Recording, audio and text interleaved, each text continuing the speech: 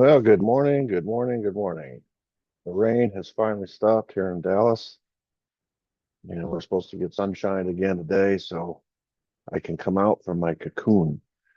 We're continuing on our deep state series, and we just concluded a two-episode uh, focus on the Operation ZR Rifle, which I believe was the operation specifically meant to take out an American target on American soil and blame Cuba or the Soviets for it. And it was the sort of the mechanical aspect of Operation Northwoods. Operation Northwoods is the principle. Let's use terrorist attacks to take out an American target on American soil and blame the Soviets or the Cubans. ZR rifle was the application of it. And of course, circumstantially, it being an American target, the timing of which that operation ran, the base of operations and the field of operations where it was carried out, a whole bunch of reasons. I won't get back into it. If you want to go back and watch chapter 34 and the addendum 34B, I'll tell the whole story. Anyway, it's pretty clear circumstantially that the target was JFK. And of course, it was a CIA-led operation, but it had many moving parts, all of whom had motive, and all of whom received a payoff at the end. Today, I want to look at the continuation, which is running of Operation 40, which is running concurrently with everything we've already discussed with ZR rifle, Northwoods, etc. This has never been shut down. This started in 59, 60, when Castro overthrew our guy, Batista. And when Nixon was sent to talk to him, sort of lay down the facts of life to him about how he couldn't ally himself with the Soviets, et cetera, et cetera.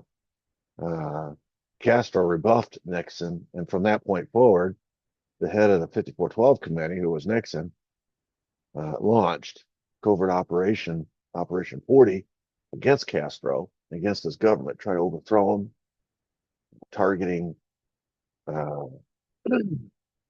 Cuba through sabotage and all sorts of hanky-panky, trying to get the Cuban people to rise up and revolt.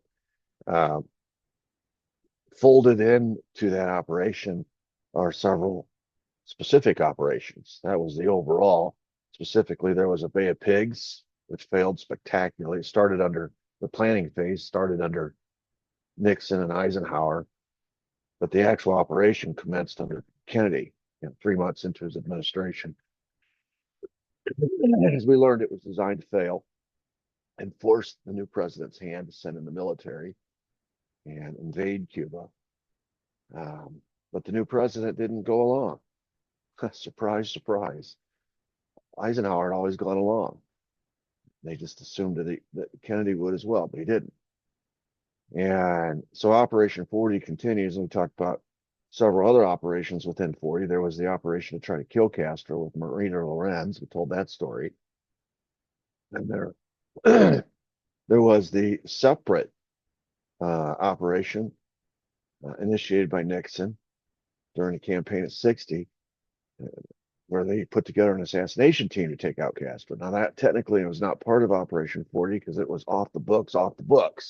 Operation 40 was off the books. The S-Force was even further off the books. It was not technically part of Operation 40, but nevertheless, it was another attempt by our government, the number 2 ranking government official in our country, allying himself with a bunch of private sector deep staters to assassinate Castro. All of that is continuing all this time. So we've got all these different moving parts. We've got Operation 40 committing sabotage in Cuba. We've got the S-Force looking for an opportunity to assassinate Castro. We sent Marina Lorenz in there to assassinate. That didn't work.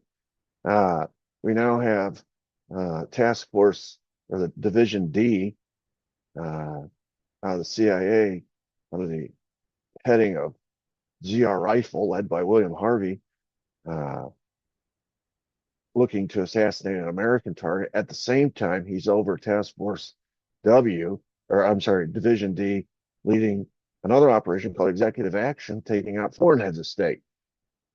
This William Harvey is a very busy man, if you think about it. And he's leading Executive Action, trying to assassinate foreigners, ZR rifle, trying to assassinate an American. Um, he's involved in what's going on that we talk about today with Operation Mongoose. He's got a specific assignment there. Uh, he's got his hands in everything. And of course, we've already learned anything William Harvey's involved in, ultimately it's going to end up in an assassination of somebody. That's his expertise. So we got all this going on. And after Bay of Pigs, which was such a colossal failure, JFK had made a promise to Nikita Khrushchev that he would shut down Operation 40 and all of the U.S. attempts at intervention in Cuba and play nice. That was the promise that he made. He never intended to keep it, but that was the promise that he made to Nikita Khrushchev. Of course, all he does is come home, reconstitute Operation 40 under a new name and under new leadership. He was very upset. You know, after Bay of Pigs, he realized, man, the CIA has now lied to me twice. They said this would be easy. They tried to trap me by getting horse in my hand. They lied to me during the campaign, said there was a missile gap. So as a result of Bay of Pigs, there's a lot of fallout. Nixon declares war on the CIA. He takes away some of their budget. He fires the top three guys, Dulles, Bissell, and Cabal, all the guys responsible for Bay of Pigs.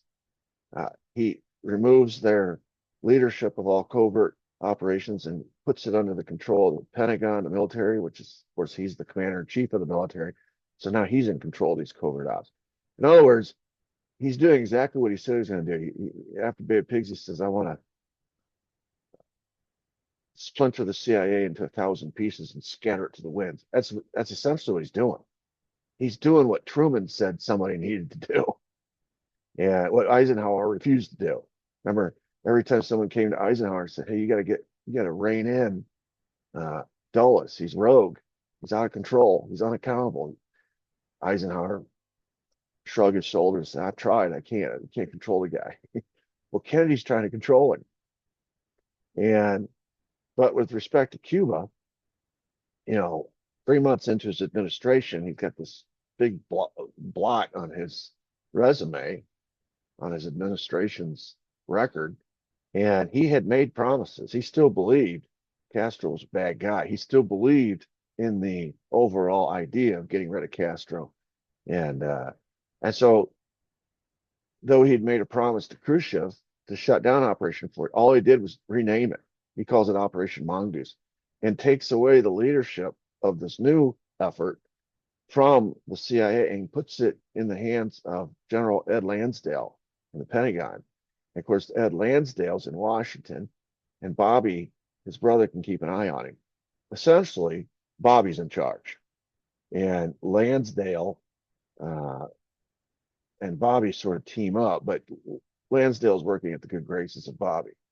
As long as he keeps Bobby happy, Jack will allow him to be in charge of this operation. Bobby's really in charge. It's coming right out of the Oval Office now. So Bobby's in charge. Lansdale's under him, and then there's a flow chart underneath Lansdale, which we'll talk about in just a minute. JFK took the blame for the Bay of Pigs publicly.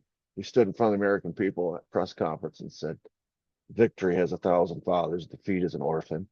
I am the sole officer of the government responsible for this." You know, he took the blame publicly, falling his sword. Privately, he was more determined. He doubled down on his efforts to get rid of Castro. He told his brother, "Listen, this is the one thing we gotta achieve. We have to do this." And so this becomes, going forward, instead of just a CIA operation, this now becomes a joint Pentagon/CIA operation. Which, if you think about it, that's sort of what the CIA always wanted anyway. They wanted the backing of the U.S. military. Now they got it. They're just not in charge. They're just not in charge anymore. And so here you see a document relating to the minutes of the Operation Mongoose meeting where they're setting all this up. The headquarters of this was out of the CIA station out of Miami called JM Wave. Here's the headquarters building here. Today, if you go down there, my wife and I spent some time in Miami going around to these spots. This is right next to the zoo on the outskirts of town, out in the, all the marshes and swamps, etc. It's, out of the way location where, it used to be a kind of a Air Force installation where they had blimp hangars there and stuff. You can kind of still see one of the blimp hangars outlines. That's all fenced off. You can't get into it now. It's government property, and it's all been shut down. It looks all overgrown, weeds everywhere, roads in terrible shape, et cetera, et cetera. But this is where they are. It's the closest geographical point in the United States to Cuba, so it makes sense. You're going to run raiding operations from the United States into Havana Harbor, into Cuba. You need to be as close as possible. So this is where all the Cuban refugees, the soldiers that they're going to use and they're going to train for these operations. That's where they live in. They're living in Miami. It just makes sense. They spread out Operation Mongoose amongst the already functioning 5 Operation 40 training bases.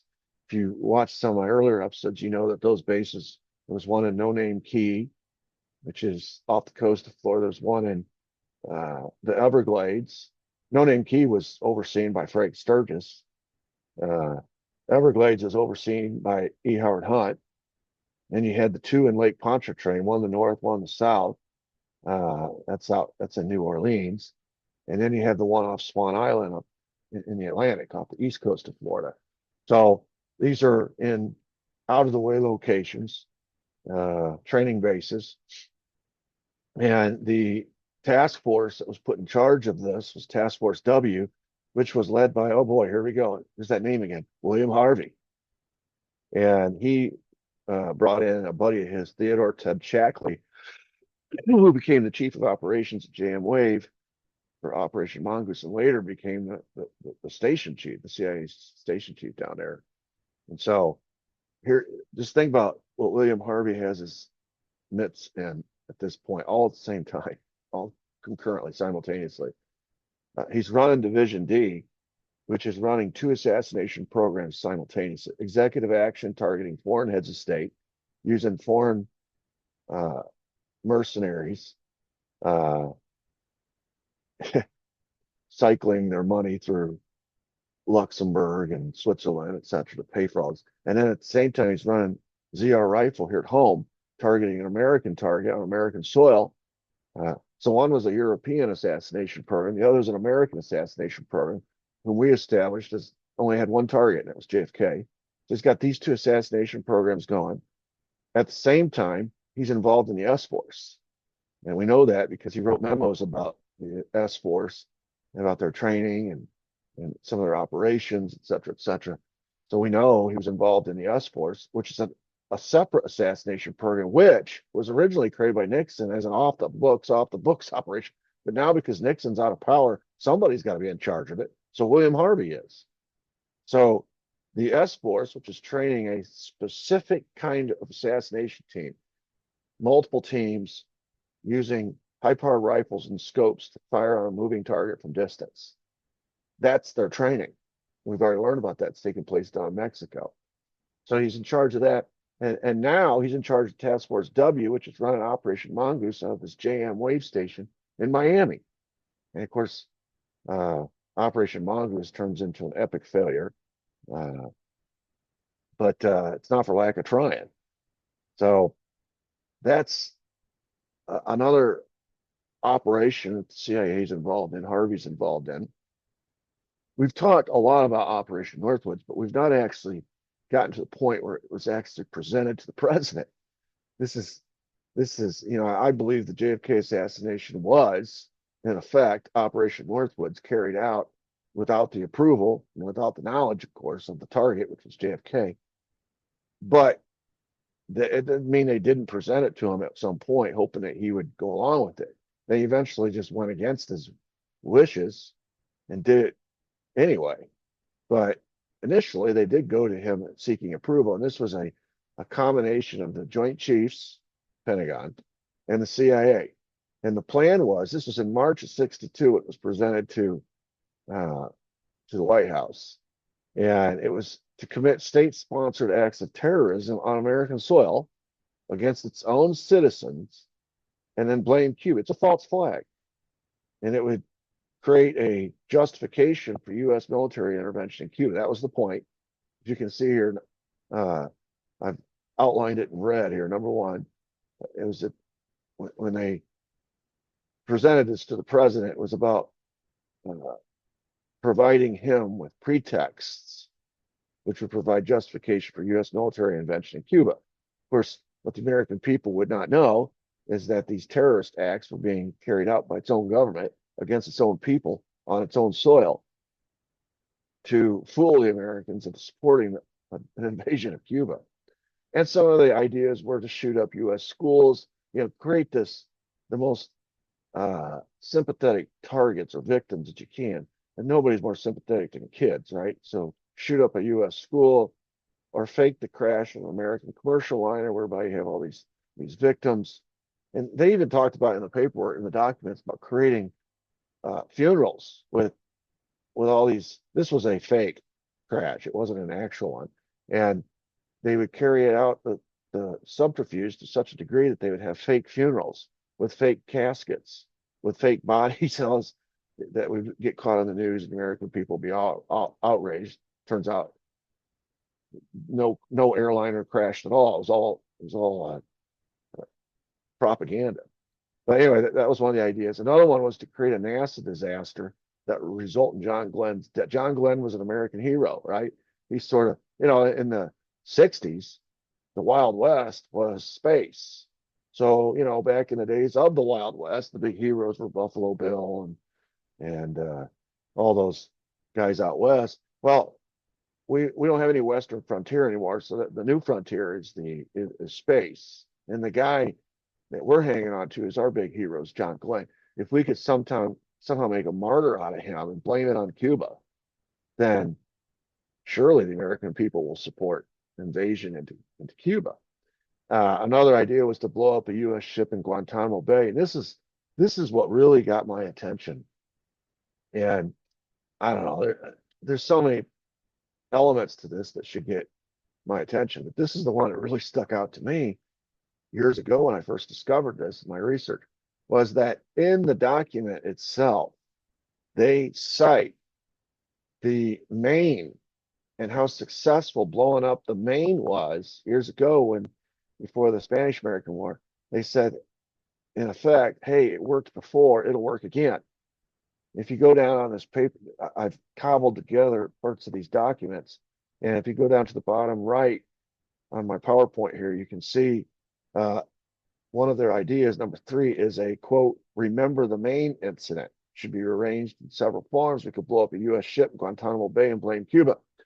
And what they're arguing to Kennedy is, hey, we did this before. When we were trying to figure out a way to get the American people to support our first foreign war, we sent our ship to Havana Harbor, the Maine. It blew up in the harbor. We blamed the Spanish for it. People died.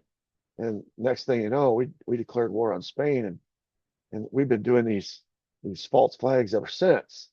And so it completely changes your view of history when you understand, realize that that was not an attack on our ship by the Spanish. That was an attack on our ship by us. And we killed our own sailors and soldiers on that ship in an effort to stir up the passions of the American people to support our first foreign war. And after that war, when we got all these colonial goodies from Spain, we got the Philippines, we got Cuba, we got Puerto Rico, Guam, Wake Island. We got sort of addicted to this idea that we can, as an imperialist power, we can buy countries, or we can take them by force and create this empire like all these other nations are doing. And so here they are citing a previous example of a false flag as evidence that a false flag will work in this case. It changes your whole view of history. You start to wonder about World War I and the Lusitania. You start to wonder about World War II and Pearl Harbor. You start to wonder about Vietnam and the Gulf of Tonkin. You start to wonder about the war on terror and 9/11. I mean, because they always get away with it. Other ideas were to shoot down hijacked American planes, blame it on the Cubans, say that the hijackers were Cuban.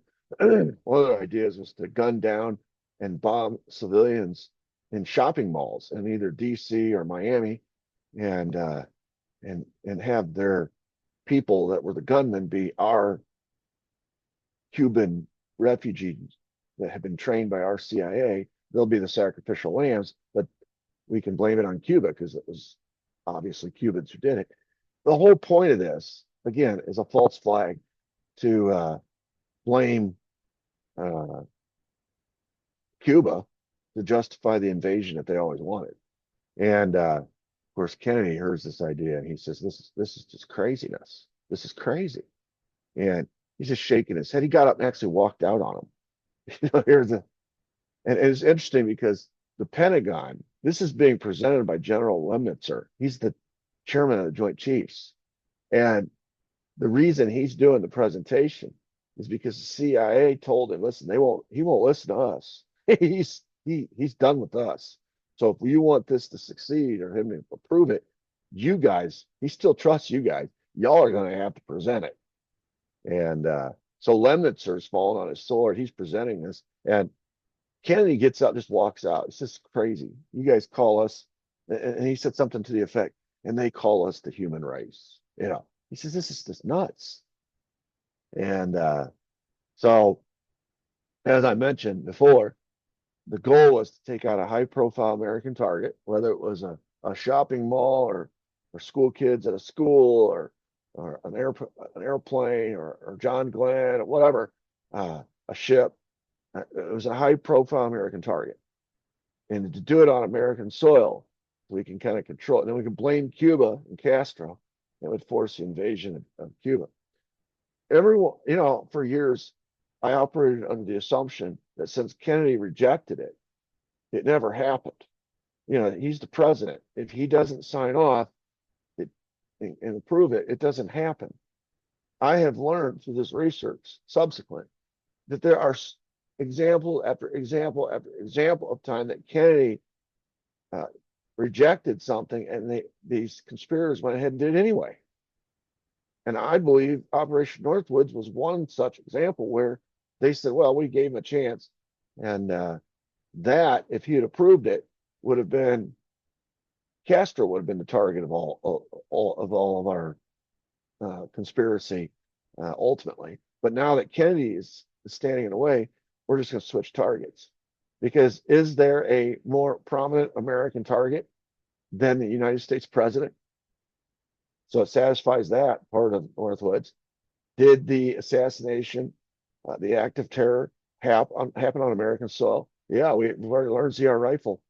The base of operation was Texas, and the field of operations was Dallas, and that's where it took place.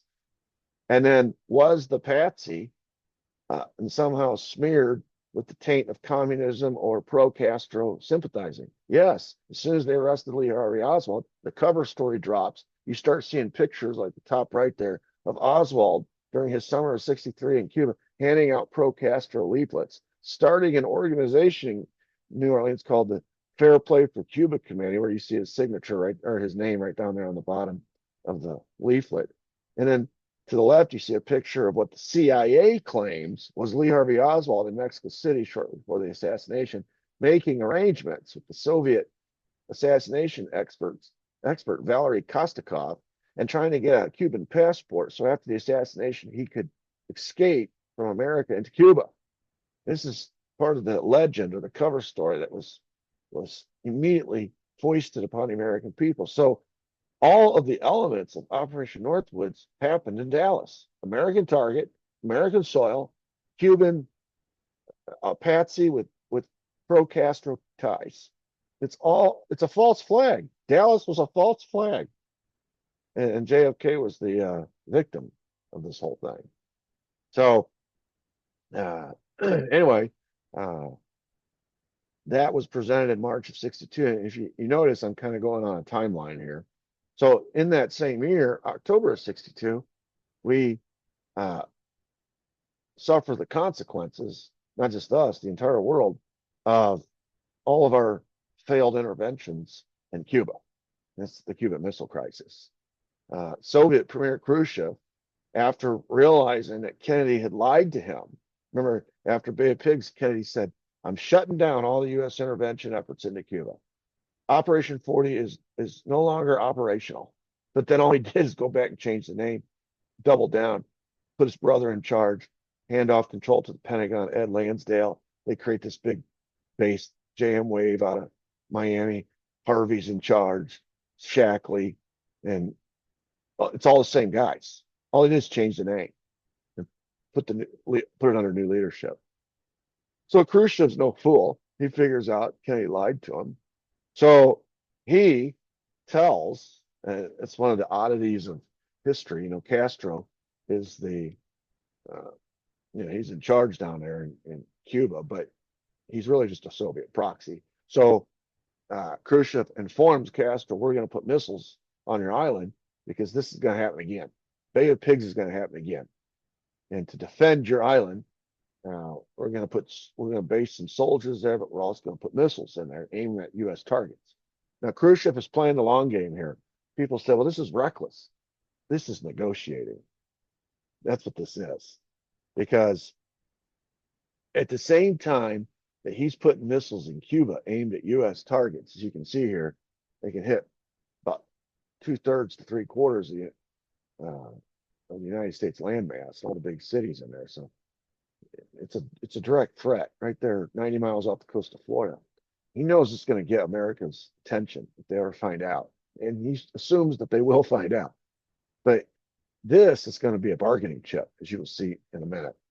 And so sure enough, the White House finds out. CIA can't wait. They have these airplanes, these U-2 planes. They cannot wait once they get the pictures of these missiles to run into the White House and tell the Kennedy brothers, hey, they got missiles. And of course, then Kennedy summons all the Joint Chiefs and all the wise heads into the Situation Room, and they call they huddle for 13 days, right, trying to solve this thing. They call it XCOM.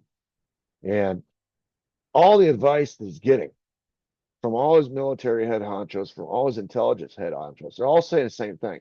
Either A, use this as a pretext to invade the island, or B, use this as a pretext to bomb the missile sites, both of which they know is going to lead to war with the Soviets. They don't care. They don't care. He's trying to find a third solution, something that won't force a nuclear war on the world. And it's basically him and Bobby by themselves standing up to all these XCOM members, Pentagon, CIA, and they want to bomb or they want to invade. And of course, what happens. Kennedy's come up with an idea to quarantine, which is to put a blockade around Cuba, not let any Soviet ships in or out, and give the Soviets chance through this cooling off period to back down, to walk away, to remove the missiles. And they start this back channel, unofficial, off the books back channel between Kennedy and Khrushchev, whereby the two leaders begin to negotiate, and they can sort of talk past all the noise around them, right? Kennedy's got all these hardliners and XCOM pushing for an invasion or a bombing.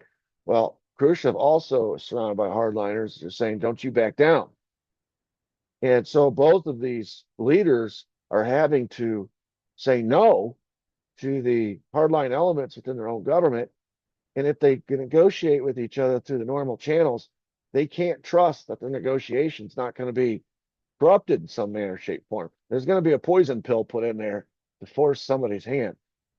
What if we could just speak person to person, through an intermediary that we trust, somebody who's not vested in this Cold War mentality that we have to go to war or have to keep the Cold War going as long as possible. So, long story short, I go into it in more detail in another episode, but long story short, through this back channel, they're able to resist the urges and some of the circumstances and events that take place during these 13 days, which if they hadn't been speaking during this time, pretty sure one of them would have pushed a button. But because they're able to speak to one another and learn about each other, Khrushchev is learning that Kennedy has got the same pressure that he has. Kennedy is learning that Khrushchev is undergoing the same pressure that he's undergoing. And they actually began to sort of work as a team on this. How can we extricate ourselves from this situation, this international incident, without a nuclear war, and not lose, the support of our country, not be accused of being a traitor or accused of treason? How can we come out of this, both of us, looking like we won, but really the world won because we got off the ledge that we were on. This is where the bargaining chip comes in. Khrushchev makes it known through his intermediary to Kennedy. He says, listen, I am willing to remove my missiles from Cuba if you will remove your missiles that are aimed at me in Italy and Turkey. If you look at the bottom right-hand picture there, we have in Europe at this time, you see in 58 and 59, we put missiles in the United Kingdom. In 61, we put missiles in Italy. And in 61, we also put missiles in Turkey. And the ones in Italy and Turkey are of considerable import here because those are the ones Khrushchev is most concerned about. And he tells him, we have missiles aimed at us too. You have missiles in our hemisphere aimed at us. So yes, I completely understand how you feel about us having missiles in your hemisphere aimed at you. If you'll remove yours, I'll remove mine. And he also asks for a promise. He says, now listen, I know I asked for this before and you offered it, but we both know you didn't keep it. So I'm asking you to promise me this time and keep this promise to end all U.S. intervention in Cuba. And Kennedy's like, here he is. And these are all secret talks. And Kennedy's looking for a victory here. He's the only one of the two that has to stand for re-election in a year. Khrushchev isn't in power because he won an election. He doesn't have to face the vote of the people. So Kennedy needs a victory, especially after Bay of Pigs, and he came out looking like the loser. So the deal that is struck is that publicly, Khrushchev will agree to remove the missiles from Cuba. That gives Kennedy a victory. All right. But privately, Kennedy will offer two promises to Khrushchev. A, we will remove our missiles from Italy and Turkey, not immediately. There will be a lag time, so it doesn't look like a quid pro quo, but we will. And we will also promise any U.S. intervention in Cuba. That's all private. So what the world found out in the aftermath, this was all the history books show, is that Kennedy stood up to Khrushchev and forced Khrushchev to back down. But really, it's a situation where Kennedy got his victory publicly, but Khrushchev got his victories, plural, privately. He got two things, and Kennedy got one. Now, nobody knows that except the powers that be. For example, all those hardliners back in Washington, those ex-com members, they know. The CIA knows. It's their business to know. It's the Pentagon's business to know. They're the ones going to have to remove those missiles. The CIA is going to find out real quick that all these operations, sabotaging in Cuba and trying to assassinate, they're over. So they're going to learn.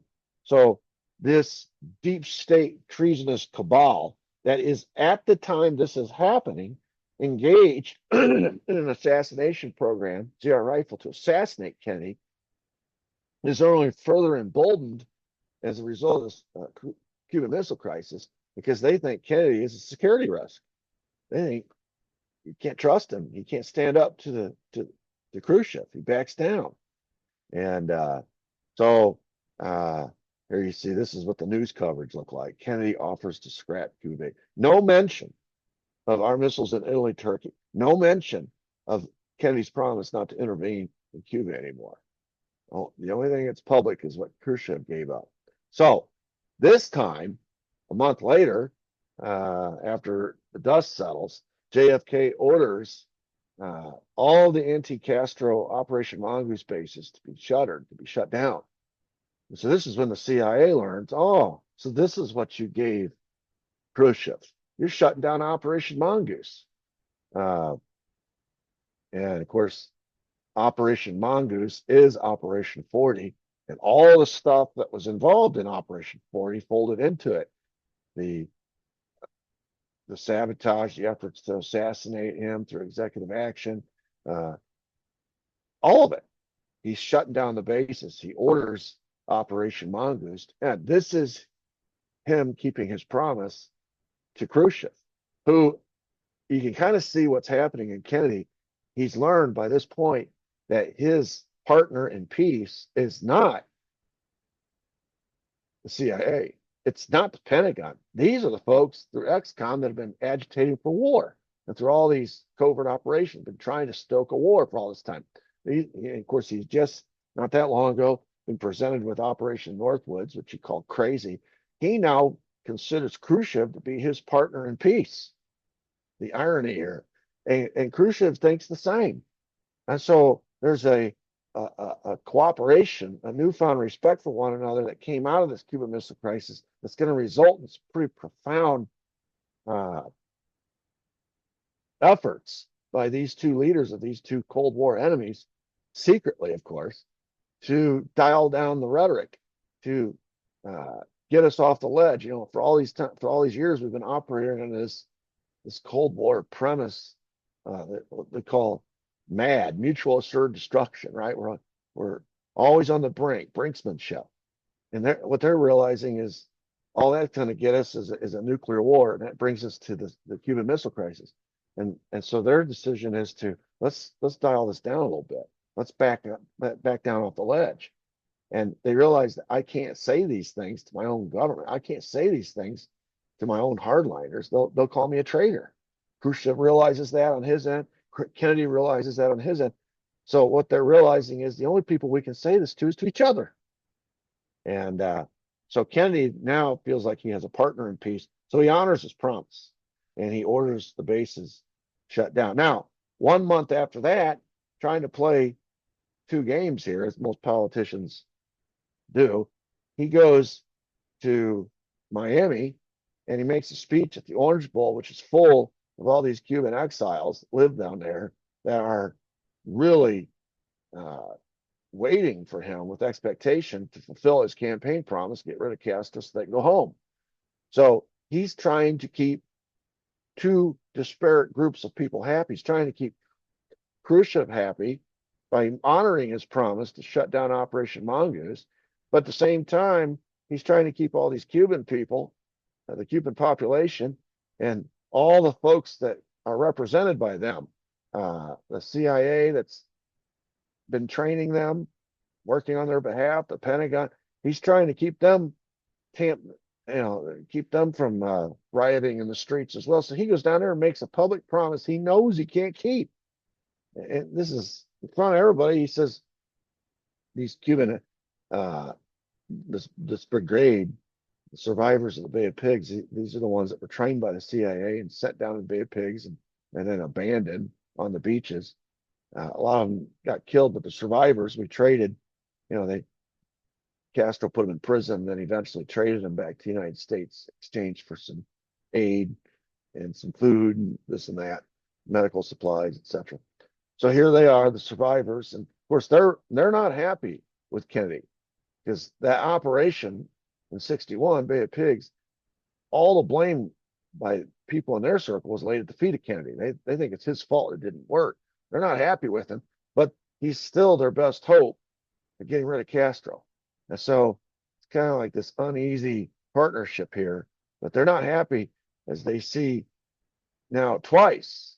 Kennedy, when he had a chance at a full-fledged invasion into Cuba, has backed down. That's their view. He had a chance at Bay of Pigs, and then he had a chance at Cuban Missile Crisis. And both times he didn't. So they're not real happy with him. They feel betrayed by him. So he's going down there trying to. It's the same reason he went to Texas in '63. There's a split in the Democrat Party. The Southern Democrats are mad at Kennedy because he's doing civil rights. the hardliners are mad at him because they think he's soft on communism. And there's talk of a primary opponent coming out of Texas to run against him. So he's going out there trying to paper over all their differences. He's doing the same thing here in 62, December, talking to all these Cubans down here at the Orange Bowl. And when they present him with a flag of this Cuban brigade, he says, quote, "This flag will be returned to this brigade in free Havana." So he's redoubling down on his promise, having already fulfilled his promise to Khrushchev, saying, "We're not going to interfere in Cuba anymore. You can't have it both ways." So secretly, he's already made his decision. We're done with Cuba. But publicly, he's still stringing along this promise. I'm sure he somehow communicated that to Khrushchev, so Khrushchev didn't think he was double crossing him. Now, it's interesting that in this picture here, you see Jackie. Every time Kennedy was in a pinch, he was going to be in public in a place where he knew it could get dicey for him. He always brought Jackie on. Most of the time, he did his traveling alone because he liked the freedom that afforded him. Jackie'd stay behind in Washington with the kids, and he'd go off on these foreign jaunts and have all these girls sent to his room on the side. And it was playtime. While the cat is away, the mice will play, right? Well, when he was in a pinch and when he was in a place where he knew things could get dicey for him, he always brought Jackie because no one was mad at Jackie. No one could hate Jackie. And so she was always you notice she's here at the Orange Bowl, and in Dallas, on the day that he's assassinated, he's there too. And the conspirators at that point had enough of Kennedy by that point. They didn't care if Jackie was there. They slaughtered him right in front of her.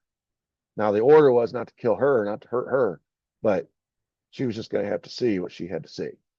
But that took a little while to get to that point.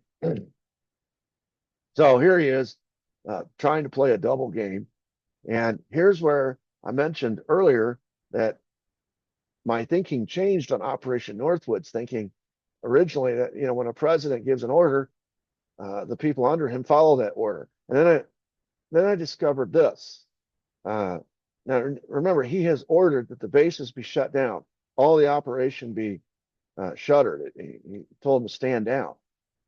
Well, Frank Sturgis, who's running the No Name Key base, defied the order and launched a covert attack on a Russian ship, literally sunk a Russian ship in Havana Harbor, which, of course, the Russians knew who did it, in an effort to provoke a war with Russia. This is January 63. We just come out of October 62 with the Cuban Missile Crisis. We're on the threshold of nuclear war.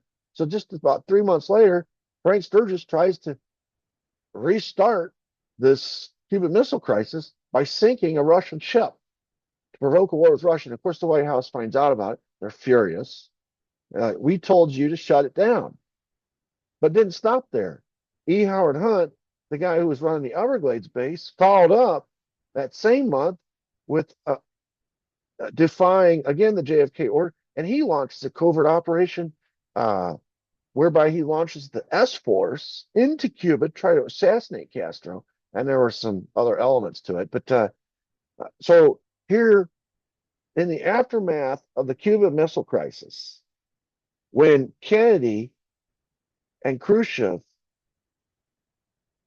work out this deal, so Kennedy keeps his part of the deal and orders Operation Mockingbird or Operation Fort Mongoose to be shut down, close the bases. And in the aftermath of that, Frank Sturgis and E. Howard Hunt go rogue and launch attacks in Cuba anyway. One sank a Russian ship, and the other's trying to kill Castro. And of course, Castro has spies everywhere. He knows it's coming. He knows that. So I'm sure he's reporting back to Khrushchev, "Hey, they're still trying to kill me." And of course, the Russians are reporting back to Khrushchev, "Hey, they just sunk our ship."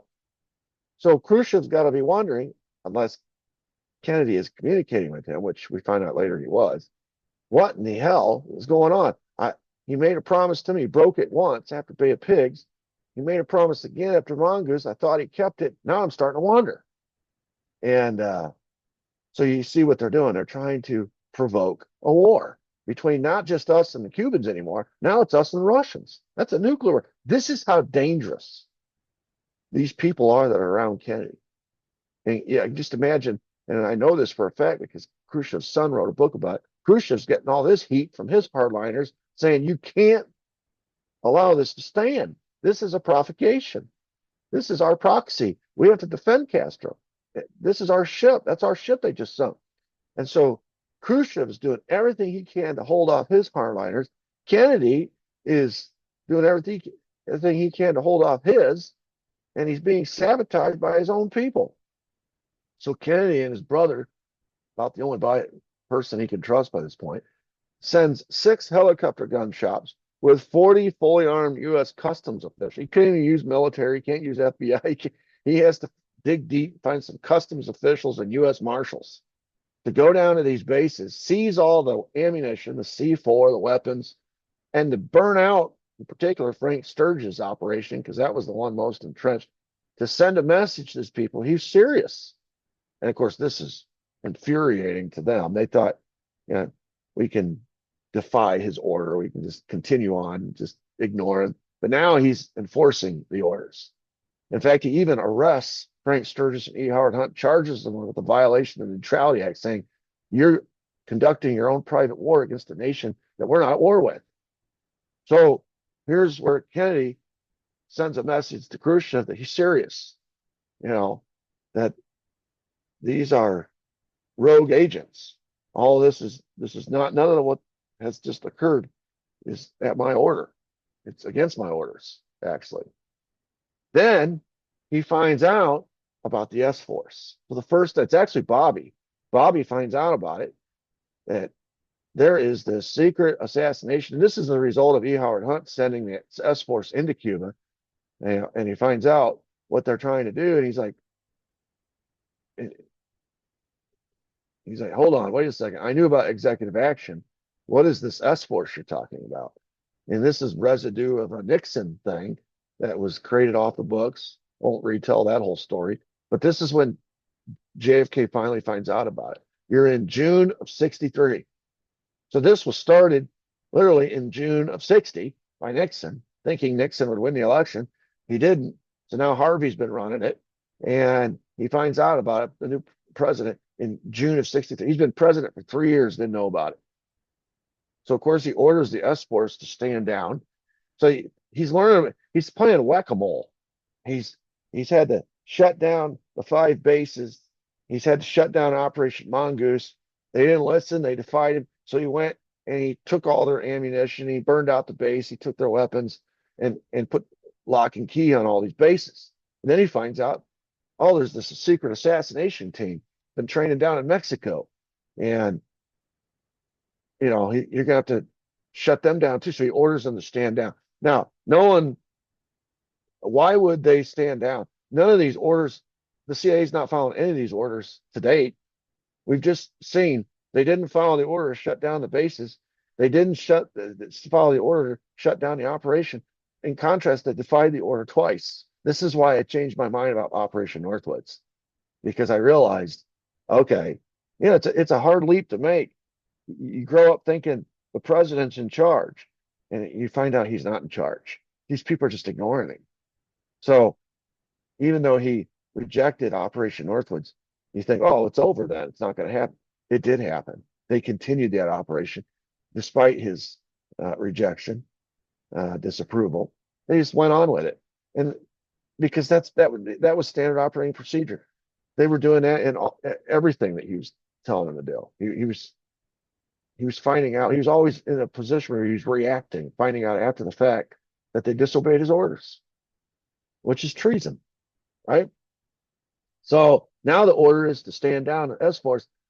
That same month, William D. Pauley, whom I identified in the previous episodes or chapters about the ZR rifle, he was one of these off the books friends of Allen Dulles. He was a civilian guy that very, very wealthy, playboy type of guy. He'd been a covert operator during World War II, was a pilot shooting down Japanese planes. He was just this adventuresome, kind of like a Howard Hughes type entrepreneur, very, very, very wealthy, always with another different lady. He was a very handsome guy, kind of a playboy type, but he was best friends with Dulles. And he, because of his money, had access to boats and planes, et cetera, et cetera. He sort of, since he's civilian, it's perfect for transportation of the S force from place to place to carry out their missions. Remember, the S force was the CIA was very keen at keeping plausible deniability. So they always utilized private assets. The mob paid for the S force. It was trained at Clint Murchison's ranch. Off the money to pay for them all came from the skim of the casinos. It was all these private sector people. Howard Hughes, Robert Mayhew, all the mob guys. They're all private sector people. Well, here again, here's another private sector guy, William D. Pauly, part of this deep state treasonous cabal. And it was his yacht in June of '63 that transported the S force down to Havana Harbor in blatant defiance of JFK's order to stand down. And this mission was to try to assassinate Castro and extract 2 Soviet officials or officers whom the CIA said had made contact with them, wanted to defect, and had information about Soviet missiles that had not been removed from Cuba. And this was all information that was going to be embarrassing to the president. And that was the point. Let's go in and get these officers. They'll tell the story that the Soviets did not remove the missiles. Kennedy was duped. Kennedy was naive. He believed Khrushchev. And now we have all these missiles that are operational, fully operational now, 90 miles off the coast of Florida. And this proves that Kennedy's soft and can't be trusted to secure the national security of the United States, blah, blah, blah. It's going to put major egg on the face of Kennedy. And the reason we know about this whole operation and the point of it is because they put their own embedded reporter on the boat. Because he's going to be the one that gets the pictures. He's going to be the one that tells the story in Life magazine. Life magazine was one of these news outlets that had been co-opted by Operation Mockingbird as basically a CIA mouthpiece. Henry Luce, who owned Life magazine, and his wife, forget her name, Henry, and forget her name. But anyway, they were in tight with the CIA, with Dulles. They were friends. They were all in the same social circles. And in exchange for scoops, for all this classified information that other media outlets were not getting their hands on, were not privy to, Life magazine was getting these tremendous scoops, which was helping their circulation, their bottom line. In exchange, they would just print the stories that the CIA wanted them to print, pictures, stories, et cetera, et cetera. And they would be the mouthpiece for the CIA. That's what Mockingbird was. So they put their reporter, his name is Dick Billings. He's pictured here top right. He's the guy on the left with the beard. And he's talking to Blakely from the House Select Committee. By the way, Billings will be used to infiltrate all kinds of like the House Select Committee investigation into Kennedy's death in the late '70s.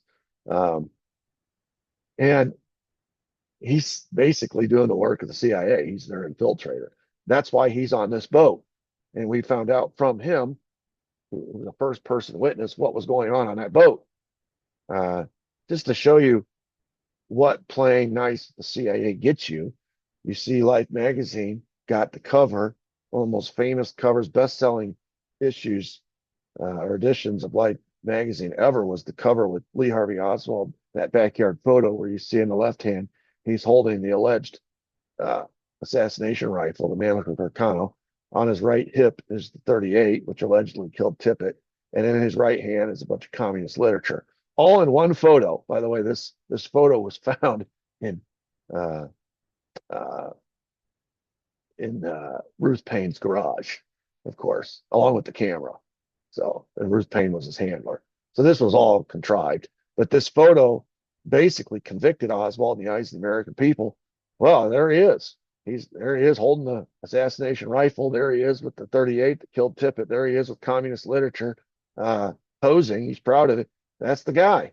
It just convicted, that was the point. But Life magazine got the scoop. They also got the Zapruder film, which they were able to go and publish all the frames. And of course, they transposed some of the real key frames that showed a shot from the front to make it look like it was actually a shot from the back. Called it an error, a printing error later. But that was all an effort to buttress the narrative. And of course, benefit Life magazine in the process, and that's what their job was, to do whatever the CIA asked them to do. Now, in this case, they were going to get the body of Castro if the S-Force could kill him. Boy, wouldn't that be a coup to have pictures of the body of Castro in this new magazine edition, along with a story from Soviet officers of Soviet missiles still in Cuba. Boy, this was going to be a blockbuster story, right? It just didn't work. The S-Force that landed on Cuban Island, of course, Castro knew they were coming because of his spies. We never heard from him again. The conventional wisdom is they got captured and got killed, but they never came back, which means the Soviet officers never came back. So the boat ended up having to leave empty-handed. It was an incomplete mission. But as for Dick Billings, he told us, we found out later from him what happened on that boat, and he said that he's sitting there on the boat along with Paulie, and there was another guy named John Martino pictured here. He was a militant guy, Cuban exile, and he had his hands in everything. It's kind of like Harvey, in the sense that Harvey was involved in all the assassination stuff. Martino was involved in all the operations trying to overthrow Castro, all the anti-Castro stuff. He was militantly anti-Castro, and he's aboard the yacht, and they're all waiting. He's waiting with Paulings and Bill. They're all waiting for the S-Force to come back, and they're drinking a lot of booze, and Martino starts ranting and raving, and he's mad that JFK shut down the Operation Mongoose bases. Came in with the helicopter gunships and the customs officials and the marshals and took all the burned out Frank Sturgis's base, arrested Sturgis, arrested Hunt, took all their ammunition and weapons. He's just furious about it. And he's ranting and raving on the ship. Nobody can go anywhere. They're all captive audience to Martino. And according to Dick Billings, Paulie, who is Alan Dulles' best friend and who has been involved in this S-Force from the get-go, he's their transport guy, looks at Martino and says to him, "Don't worry, John, we're going to kill that motherfucker." He's talking about JFK. And so you see pretty clearly here this is not just some random guy talking or making a threat. This is a guy connected to the S-Force who's best friends with Alan Dulles, who's there on captaining a boat, transporting this assassination team, this S-Force last-ditch effort to kill Castro. He knows what's what.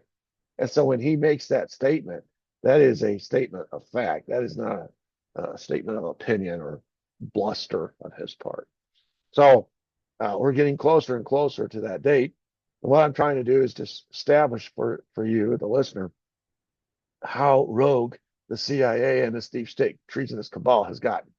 And it's a mixture, again, of public and private sector. William Paulie, after all, is private sector. A lot of these Cubans are private sector. The mob that's involved in helping out private sector. Now, it's the public sector, like Dulles and Harvey, and that's making all the plans, all the arrangements. It's in charge of the conspiracy, the Pentagon, the Joint Chiefs, et cetera, et cetera. But it's a mixture, and that's how we define the deep state. This is why I consider this a deep state conspiracy. The deep state is the national security apparatus, and that's the public sector, and all the private sector corporations that feed it, right? So that's what this is. It's a mixture of national security apparatus like Pentagon, Joint Chiefs, CIA, FBI, and all the government officials, and then the private sector corporations, and not just corporations, but all the private sector entities that are involved. The Cubans, the mob, but all the Texas oil companies that support LBJ are paying for this. On and on it goes. So it's clearly a deep state conspiracy, and they're clearly plotting treason. Treason has 4 elements: A, aiding and abetting the enemy; B, betraying your own country; C, overthrowing your own government; D, killing the king. And they're involved in all 4. Yeah, they're involved in all 4. So that's what you got. You got a deep state plot to commit treason, and they're at the point now That it doesn't matter what the commander-in-chief orders them. They're just ignoring it. They're making their own foreign policy. They're carrying it out. And he is in a position, sort of a reactive position, trying to respond to everything. There are all these rogue, out of control actions. So that's where we are in June 1963. Thanks for joining. Please consider subscribing to my channel, smash the like button, share, and comment. Thank you. Have a good day. God bless.